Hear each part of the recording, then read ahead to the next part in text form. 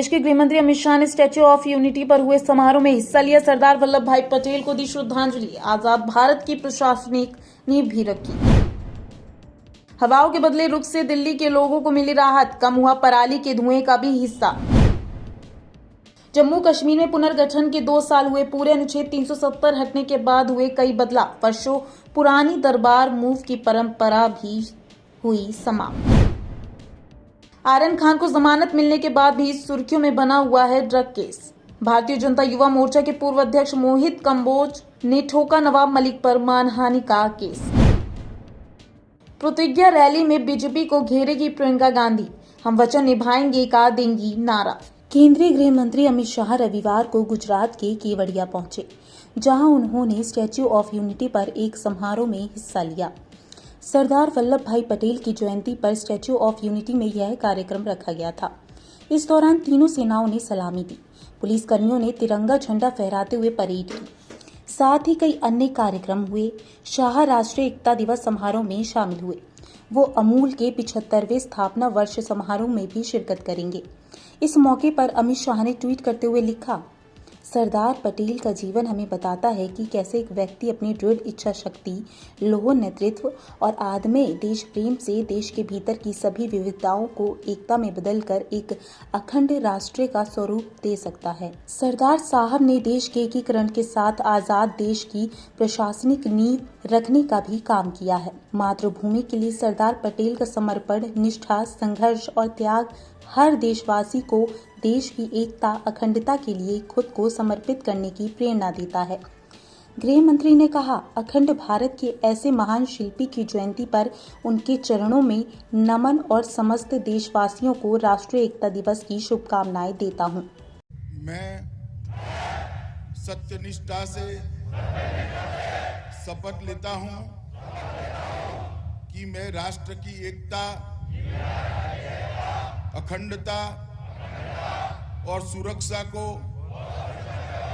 बनाए रखने के लिए स्वयं को समर्पित करूंगा और अपने देशवासियों के बीच यह संदेश फैलाने का भरसक प्रयत्न करूंगा। मैं यह शपथ अपने देश की एकता की भावना से ले रहा हूं, जिसे सरदार वल्लभ भाई पटेल की दूरदर्शिता एवं कार्यों द्वारा संभव बनाया जा सका। मैं अपने देश की आंतरिक सुरक्षा सुनिश्चित करने के लिए अपना योगदान करने की भी सत्यनिष्ठा से संकल्प करता हूं। दिल्ली एनसीआर पर छा रहे प्रदूषण के पर्दे को शनिवार हवाओं के रुख ने संभाल लिया। पड़ोसी राज्यों में पराली जलाने के ज्यादा मामले दर्ज होने के बावजूद दिल्ली के प्रदूषण में पराली के धुएं का हिस्सा बीते 24 घंटे में कम हुआ है। इसका नतीजा यह रहा कि इस बीच 15 अंकों की कमी के साथ औसत वायु गुणवत्ता सूचकांक 268 दर्ज हुआ है। पृथ्वी विज्ञान मंत्रालय की वायु मानक संस्था सफर इंडिया के परियोजना निदेशक डॉक्टर गुफरान बेग के मुताबिक हवा की दिशा उत्तर पश्चिम से बदलकर शनिवार को उत्तर पश्चिम हो गई। इस वजह से इस सीजन में सबसे अधिक 1826 पराली जलाने की घटनाओं के बावजूद प्रदूषण में इसकी हिस्सेदारी 12% ही रही। सफर के आंकड़ों के अनुसार शुक्रवार को 1112 पराली जलने के साथ इसकी हिस्सेदारी 20% दर्ज हो गई थी, जबकि बृहस्पतिवार को पराली जलने की घटनाएं 502 रहीं, जिसकी प्रदूषण में 19% हिस्सेदारी रही थी। वहीं शनिवार को इस सीजन में 1826 से अधिक मामले दर्ज किए गए, लेकिन उत्तर पश्चिम से हवा की दिशा उत्तर पश्चिम की ओर हो गई। वहीं इसकी रफ्तार भी धीमी पड़ गई। इस वजह से पराली का धुआं पूरी तरह दिल्ली में नहीं पहुंचा है और इसकी हिस्सेदारी सिर्फ 12% दर्ज की गई। गुफरान बेग के अनुसार पराली की धुएं से होने वाले प्रदूषण के लिए हवा की रफ्तार और दिशा दोनों ही अनुकूल होनी चाहिए। यदि इन दोनों कारकों में से किसी भी कारक में अंतर होता तो इसका असर प्रदूषण के उतार चढ़ाव पर पड़ता। अनुच्छेद 370 हटने के बाद 31 अक्टूबर 2019 को पुनर्गठन एक्ट लागू होने के 2 साल के भीतर जम्मू कश्मीर में काफ़ी कुछ बदल गया। धरातल पर व्यवस्था में कई बदलाव हुए हैं। जम्मू कश्मीर के द्वारा सबके लिए खुल गए हैं। प्रशासन में पारदर्शिता के साथ भ्रष्टाचार पर भी अंकुश लगा। वर्षों पुरानी दरबार मूव की परंपरा समाप्त हो गई। प्रशासन में बैठे पाकिस्तान परस्त और दागी कर्मचारियों को बाहर का रास्ता दिखाने की शुरुआत हुई। सरकार ने पहली बार देश विरोधी तत्वों के खिलाफ कार्रवाई का साहस दिखाया। पुनर्गठन का पहला साल केंद्रीय कानून लागू करने और ढांचे को दुरुस्त करने में बीता। प्रदेश के लोगों के जमीन रोजगार के हक को सुरक्षित रखने के लिए डोमिसाइल व्यवस्था की गई। 70 सालों में नागरिकता से वंचित रहे वेस्ट पाकिस्तान रिफ्यूजी गोरख समाज और वाल्मीकि समाज को भी डोमिसाइल मिला। इनके बच्चे भी तमाम सरकारी पदों के लिए पात्र हुए। वेस्ट पाकिस्तान रिफ्यूजी संघर्ष समिति के अध्यक्ष लब्बा राम गांधी और गोरखा समाज की अध्यक्ष करुणा खेत्री का कहना है कि 370 का हटना उनके लिए वरदान रहा और राज्य के पुनर्गठन ने सपनों को साकार करने का रास्ता दिया। देश भर में अनुसूचित जनजाति के लोगों को वन अधिकार हासिल थे, लेकिन यहाँ पहली बार अनुसूचित जनजाति के लोगों व गुज्जर बकरवालों को यह हक मिला है।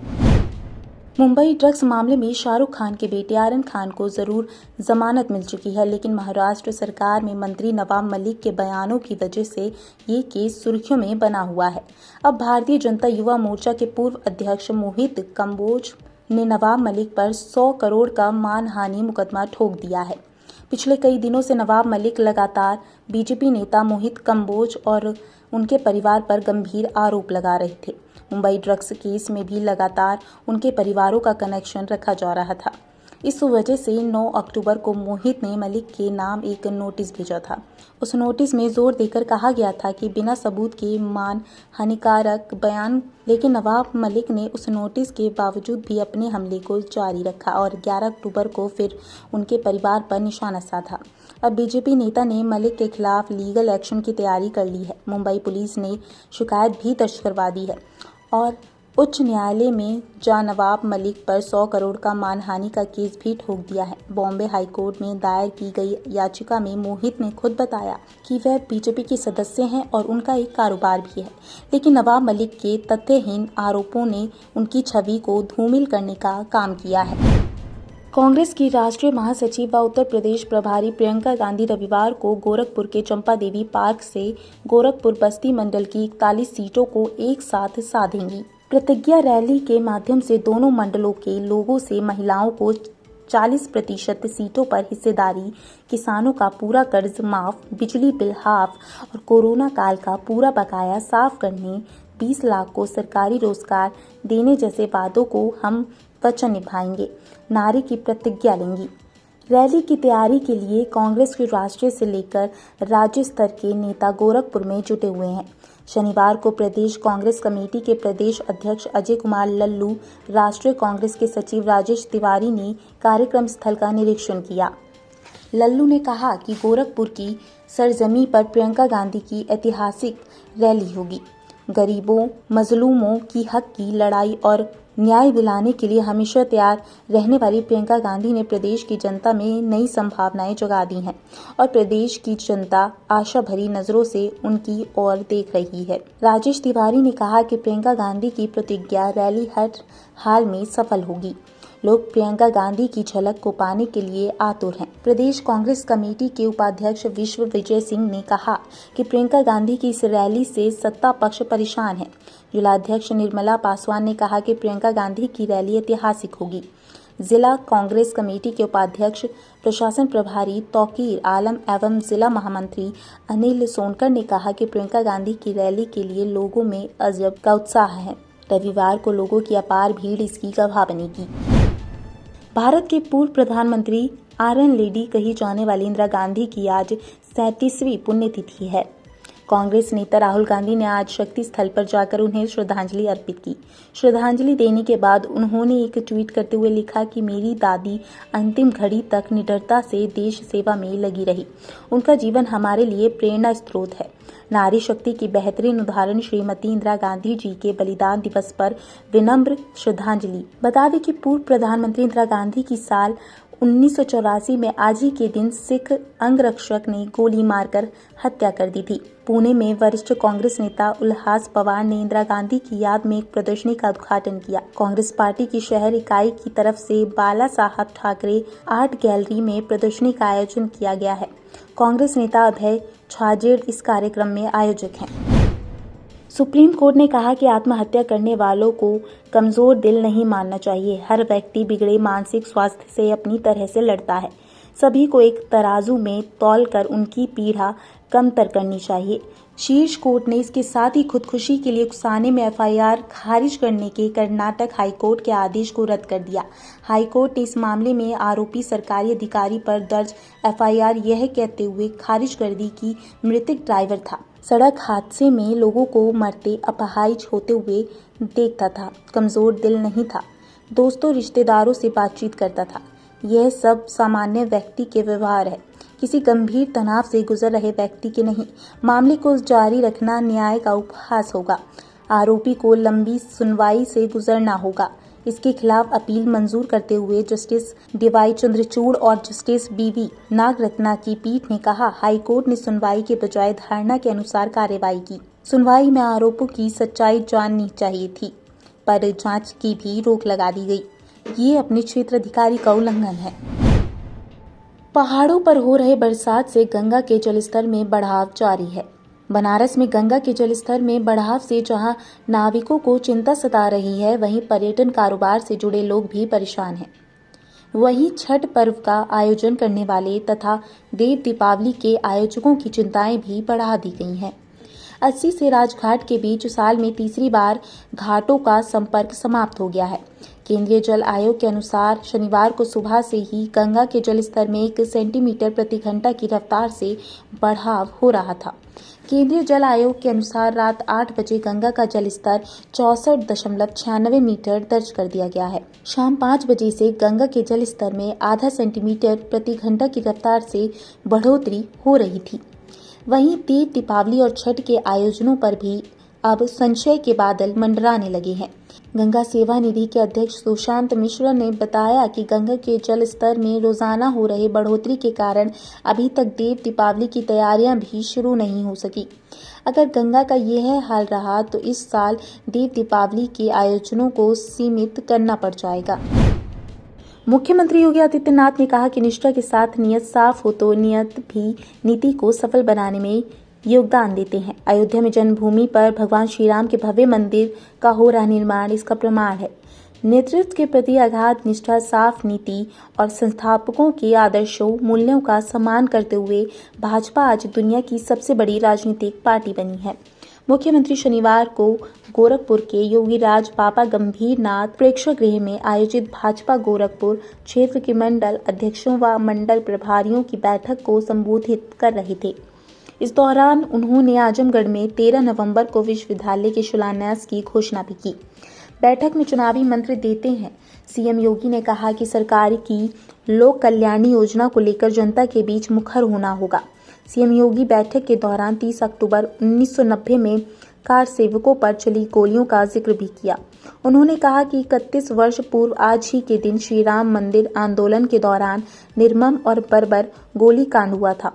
इस घटना की प्रत्येक नागरिक ने निंदा की थी, लेकिन सेक्युलरिज्म के नाम पर सामाजिक ताने बाने का छिन्न भिन्न करने वाले मौन थे या तुष्टीकरण की नीति पर चलकर इस घटना को जायज ठहराने का प्रयास कर रहे थे। साथ ही उन्होंने कहा कि 9 नवंबर 2019 को सर्वोच्च न्यायालय में मंदिर निर्माण के पक्ष में फैसला सुनाया तो 30 अक्टूबर 1990 को राम भक्तों और कार सेवकों पर गोलियां चलवाने वालों का आपराधिक कृत्य भी उजागर हो गया। 217 से अयोध्या में शुरू किया गया दीपोत्सव अयोध्या धाम की महिमा के सम्मान के साथ ही मंदिर आंदोलन की अमर राम भक्तों को श्रद्धांजलि भी दी। मुख्यमंत्री ने कहा कि 2014 में देश की जनता ने प्रधानमंत्री के रूप में नरेंद्र मोदी पर विश्वास किया। 2019 में यह विश्वास फिर दोहराया गया। दुनिया का भारत के प्रति नजरिया बदला। अब तो असंभव कहे जाने वाले कार्य भी हो रहे हैं। कृषि कानूनों के विरोध में दिल्ली के तमाम सीमाओं पर देश भर से आए किसान बीते 11 महीनों से प्रदर्शन कर रहे हैं। बीते हफ्ते सड़क खाली करने को लेकर दिए गए सुप्रीम कोर्ट के आदेश के बाद जहां किसानों ने कहा कि रास्ते उन्होंने नहीं बल्कि पुलिस ने बंद कर रखे हैं, वहीं दिल्ली पुलिस ने शुक्रवार को गाजीपुर बॉर्डर और टिकरी बॉर्डर पर लगी बैरिकेडिंग को हटा दिया है। हालांकि इसके बाद भी शनिवार को गाजीपुर बॉर्डर से ट्रैफिक सुचारू रूप से नहीं चल सका। इसकी वजह है अभी भी किसानों ने मेन रोड पर टेंट लगाए हुए हैं और दूसरी तरफ यूपी पुलिस ने घोड़ा कॉलोनी के पास बैरिकेडिंग की हुई है। यही वजह है कि आज भी गाजीपुर बॉर्डर से ट्रैफिक सही से नहीं चल सका। यूपी गेट पर दिल्ली पुलिस की ओर से बैरिकेडिंग हटाने के बाद NH9 और दिल्ली मेरठ एक्सप्रेसवे से एम्बुलेंस व छोटे 4 पहिया वाहन निकल रहे थे। इस दौरान SDM, ADM सिटी और SP सिटी सेकंड ने निरीक्षण किया। कांग्रेस की महासचिव और उत्तर प्रदेश कांग्रेस की प्रभारी प्रियंका गांधी ने शनिवार को आरोप लगाया कि यूपी के लोगों को भारतीय जनता पार्टी के राज में बिजली बिल के नाम पर लूटा जा रहा है। उन्होंने कहा कि कांग्रेस की सरकार बनने पर यह लूट बंद होगी। प्रियंका गांधी वाड्रा ने ट्वीट करते हुए लिखा, भाजपा राज में बिजली बिलों और स्मार्ट मीटरों की लूट से प्रदेश का आमजन बुरी तरह त्रस्त है। मेहनत मजदूरी करने वाले एक परिवार को बिजली विभाग ने 19 लाख रुपए की बिजली बिल का नोटिस थमा दिया। कांग्रेस पार्टी की सरकार बनने पर बिजली बिलों की इस लूट को खत्म किया जाएगा। बता दें, प्रियंका गांधी लगातार उत्तर प्रदेश के आम लोगों से जुड़े मुद्दे उठाती रही है। शुक्रवार को ही वह ललितपुर पहुंचकर खाद की लाइनों में लगने के चलते मृत किसानों के परिजनों से मिली। इससे पहले भी वह लखीमपुर में मृत किसानों के परिवारों से मिली थी। प्रियंका गांधी कह चुकी हैं कि इस बार यूपी का चुनाव महंगाई के मुद्दे पर होगा। उन्होंने शुक्रवार को किसानों के मुद्दे पर मौजूदा भारतीय जनता पार्टी की सरकार पर तीखा हमला बोला। उन्होंने कहा, किसान खाद की समस्या, कृषि कानून और अन्य प्राकृतिक आपदाओं से जूझ रहे हैं। किसानों को इस समय मदद की जरूरत है, लेकिन सरकार उन्हें कुचलने का काम कर रही है। उन्होंने कहा कि राजनीति में महिलाएं आगे आएंगी तो उनके स्तर में सुधार होगा। अब की बार महंगाई चुनावी मुद्दा होगा। चारधाम देवस्थानम प्रबंधन बोर्ड को लेकर गठित उच्च स्तरीय समिति में चारधामों ने 9 सदस्यों नामित किए हैं। सचिव धर्मस्व हरिचंद्र सेमवाल ने नामित सदस्यों के आदेश जारी कर दिए हैं। तीर्थ पुरोहितों की देवस्थानम बोर्ड को भंग करने की मांग पर सरकार ने पूर्व राज्य सभा सांसद मनोहर कांत ध्यानी की अध्यक्षता में उच्च स्तरीय समिति का गठन किया था। इस समिति ने चारधामों की तीर्थ पुरोहितों को सदस्य नामित करने का फैसला लिया था, जिसके बाद शासन ने समिति में 9 सदस्य नामित करने के शासनादेश जारी किए हैं। बद्रीनाथ धाम से विजय कुमार ध्यानी, संजय शास्त्री, रविंद्र पुजारी, केदारनाथ से विनोद शुक्ला, लक्ष्मी नारायण, गंगोत्री धाम से संजीव सेमवाल, रविंद्र सेमवाल और यमुनोत्री धाम से पुरुषोत्तम उनियाल, राजेश्वरूप उनियाल को सदस्य नामित किया गया है। 25 अक्टूबर को समिति के अध्यक्ष मनोहर कांत ध्यानी ने मुख्यमंत्री पुष्कर सिंह धामी को देवस्थानम बोर्ड पर अंतरिम रिपोर्ट सौंपी है। इससे पहले मुख्यमंत्री पुष्कर सिंह धामी ने कहा था कि चारधाम देवस्थानम बोर्ड पर उच्च स्तरीय समिति अभी पहली रिपोर्ट दी है। अंतिम रिपोर्ट आने के बाद सरकार परीक्षण करेगी, उसके आधार पर सरकार फैसला लेगी। केदारपुरी में प्रधानमंत्री मोदी 5 नवंबर को पुनर्निर्माण के दूसरे चरण में 150 करोड़ के प्रस्तावित कार्यों का शिलान्यास करेंगे। साथ ही पहले चरण में किए गए कार्यों का लोकार्पण करेंगे। मुख्यमंत्री ने कहा था कि बद्रीनाथ धाम को स्पिरिचुअल स्मार्ट सिटी के लिए विकसित करने के लिए मास्टर प्लान तैयार किया जा रहा है। मास्टर प्लान भी सभी लोगों से बातचीत कर सर्वमान्य रास्ता निकाला जाएगा। चारधाम देवस्थानम बोर्ड पर सीएम ने कहा कि सभी पक्षों की बात सुनने के लिए पूर्व सांसद मनोहर कांत ध्यानी की अध्यक्षता में उच्च स्तरीय कमेटी बनाई गई, जिसमें तीर्थ पुरोहितों को शामिल किया गया।